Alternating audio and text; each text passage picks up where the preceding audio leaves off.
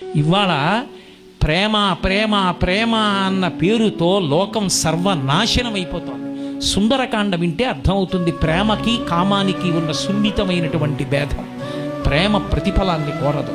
తల్లిది ప్రేమ, తండ్రిది ప్రేమ, భర్తది ప్రేమ, గురువుది ప్రేమ.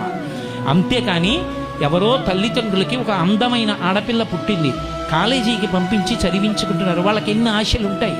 ఓ ఉత్తముడైన వాడికి ఇచ్చి పెళ్లి చెయ్యాలని, తన కూతురు సుఖపడాలని వాడు కోరుకోడా? ఆమె అందంగా ఉందని నువ్వు ప్రేమించేశావా?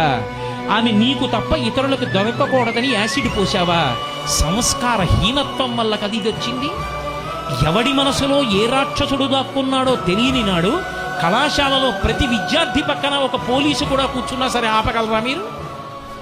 సంస్కారం అంకురించిన నాడు ఇటువంటి దోషాలు రావు.